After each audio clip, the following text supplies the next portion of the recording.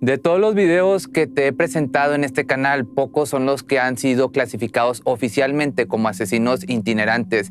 Este término está reservado para individuos muy especiales, ya que normalmente se le describe como asesinatos en 2 o más lugares sin un gran intervalo de tiempo entre ellos. Pues bien, este siguiente caso es uno que asombró a todo el mundo y puso en las noticias a todo un país conocido por ser uno de los más pacíficos. Hoy te voy a hablar de Anders Breivik, un extremista de ultraderecha que causó uno de los días más negros de Noruega.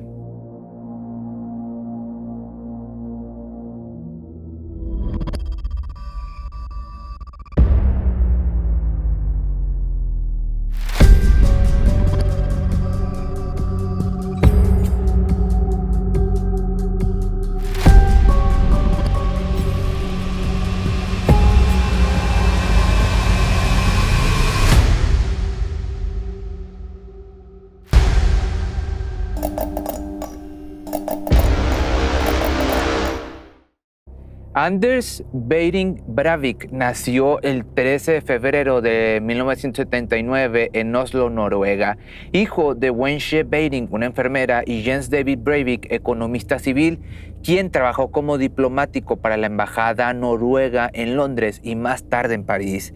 Desde pequeño sufrió por el divorcio de sus padres y gran parte de su vida la pasó siendo estudiado por psicólogos y médicos debido a problemas mentales.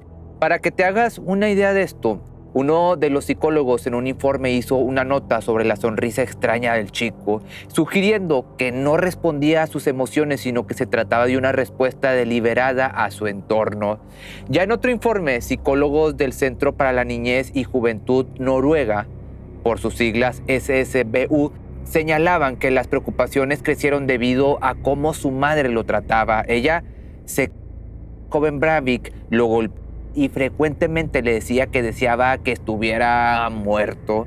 Ya en su adolescencia su comportamiento fue descrito como rebelde. En este periodo fue un prolífico artista del graffiti y fue parte de la comunidad hip hop del oeste de Oslo. Así fue que tomó su graffiti mucho más seriamente, entre comillas, que sus amigos, por lo que fue atrapado por la policía por vandalizar las calles.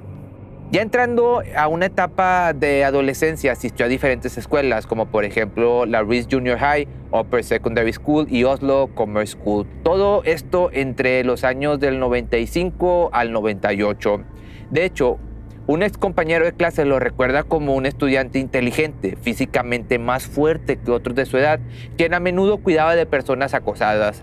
Pero la pregunta entonces aquí es, ¿cómo es que alguien tan preparado académicamente termina cometiendo algo tan escalofriante? Pues bueno, la respuesta es que su ideología tiene mucho que ver en los actos que llevó a cabo. Se dicen muchas cosas sobre sus ideas, pero las que destacan más son que se define a sí mismo como nacionalista y conservador. En su supuesto perfil de Facebook se autodefine como pagano y conservador y que había expresado sus simpatías por Winston Churchill y el héroe antinazi de la Segunda Guerra Mundial, Max Manus.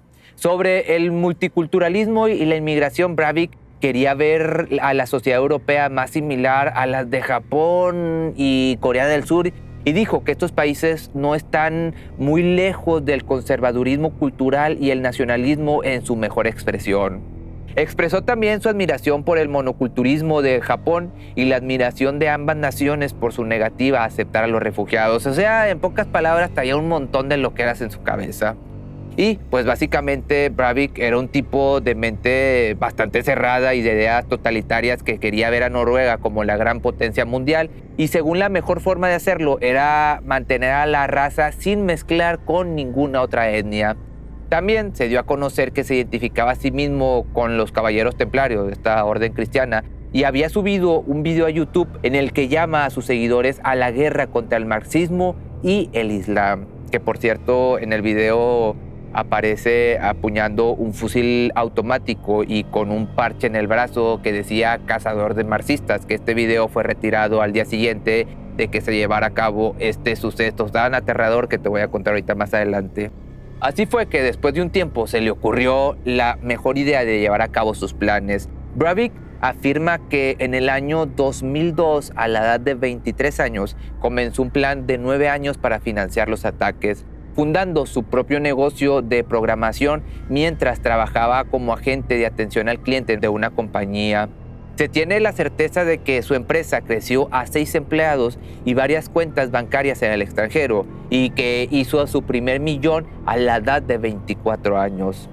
Hay que recordar, como te conté al principio, que desde temprana edad este joven ya era conocido por tener un poco más de facilidad al idear planes y por ser una persona sumamente inteligente, más destacado que los chicos de su edad. Pero por razones aún desconocidas del todo, su empresa fue declarada en bancarrota, por lo que se trasladó de nuevo a la casa de su madre, según él, para ahorrar dinero. El primer grupo de psiquiatras que lo evaluó dijo en su informe que su salud mental se deterioró en esta etapa de su vida y entró en un estado de retraimiento y aislamiento. Y se puede decir que a partir de aquí, también Breivik ya tenía en la cabeza el plan hecho, solo le faltaba la manera y el día. En 2010 visitó Praga en un intento de comprar armas ilegales. Incapaz de obtener un arma en este lugar, decidió adquirir armas a través de los canales legales en Noruega. Se compró una pistola semiautomática 9 milímetros Glock 34 legalmente mediante la demostración de sus pertenencias a un club de tiro en la aplicación para una licencia de armas y también un rifle semiautomático Ruger Mini 14 al poseer una licencia de caza. Y no solo logró comprar armas, para este hombre no era suficiente, sino que también adquirió bastante fertilizante para la fabricación de explosivos. Ya a finales de junio o principios de julio del 2011, se mudó al condado de Hedmark, a unos que serán 140 kilómetros al noreste de Oslo, el sitio de una de sus granjas. Como él mismo confiesa en su manifiesto, utilizó a la empresa como cobertura legal para la obtención de grandes cantidades de fertilizante y otros productos químicos para la fabricación de explosivos, comprando 6 toneladas de fertilizantes en mayo. El vecino agricultor de Breivik lo describió con el aspecto de un habitante de la ciudad que llevaba camisetas caras y que no sabía nada acerca de las formas rurales. También había cubierto las ventanas de su casa, el propietario de un bar de la zona, que una vez trabajó como analista del lenguaje corporal en el aeropuerto de Oslo. Dijo que no había nada inusual acerca de Breivik y que era un cliente ocasional del bar, pero la verdad es que en su momento estaba un plan muy macabro y nada normal. El 22 de julio del 2011, Breivik se disfrazó de policía, estacionó una camioneta llena de explosivos en la entrada principal del edificio gubernamental de Oslo y se retiró del lugar en un coche que había dejado previamente. Y solo unos 8 minutos después se produjo una explosión en el entorno de la oficina del primer ministro Jens Stoltenberg. Según medios locales, el edificio del gobierno afectado quedó prácticamente destruido y la zona se asemejaba a una zona de guerra por el daño que causó esta explosión. Para una mejor actuación de los equipos de emergencia, la policía tuvo que acordonar el área hasta 5 manzanas en torno del edificio y se evacuó la totalidad del resto de los edificios gubernamentales por miedo a más afectados. Breivik, por su parte, terminó con la vida de 8 personas con este atentado y no era suficiente para él, por lo que se dirigió a otro lugar para seguir llevando a cabo este macabro plan.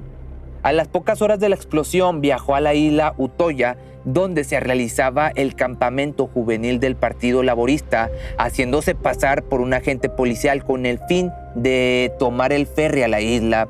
Cometió una masacre abriendo fuego contra la multitud, que él mismo se encargó de congregar a sus alrededores con la excusa de ofrecerles información sobre la explosión que había tenido lugar un par de horas antes en la capital, disparando de forma intermitente durante más de 1 hora, matando a 69 personas, con víctimas tan jóvenes como niños de 14 años.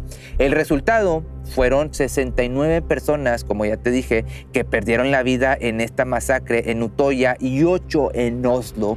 También se encontraron en el islote varios explosivos desactivados, según esto lo informó la policía local. El tiroteo en la isla duró más de 70 minutos, tiempo durante el cual el pistolero disparaba con pausas de 10 segundos entre los tiros mientras celebraba con gritos de victoria. O sea, tuvo el tiempo de la vida para hacer lo que deseara. Desde el momento en que la policía recibió la llamada oficial de las autoridades locales del pueblo más cercano a la isla pidiendo su intervención urgente hasta que las fuerzas policiales desembarcaron en la isla, transcurrieron 47 minutos y solo 2 minutos después de llegar los efectivos policiales, el asesino se rindió a ellos. Una de las cosas que ha desatado fuertes críticas, obviamente, es que muchas vidas pudieron salvarse si la policía hubiera llegado antes a este lugar. La policía noruega ha dicho que estudia la posibilidad de acusar a Breivik de crímenes contra la humanidad, ya que los crímenes de terrorismo de los que lo acusaron originalmente tienen una pena máxima de apenas 21 años de cárcel en el Código Penal noruego, mientras que los crímenes contra la humanidad tienen ese mismo código, una pena máxima de 30 años de prisión. De todas maneras, se ha generado un fuerte debate en la sociedad noruega, ya que la mayoría de la población considera que las penas contempladas por la legislación penal de su país son demasiado blandas. Y en el caso especial del que te platiqué hoy, desearían verlo condenado a cadena, esta persona a cadena perpetua, o incluso, en el caso de algunos sectores más radicalizados por la indignación, que este sujeto sea condenado a la pena capital.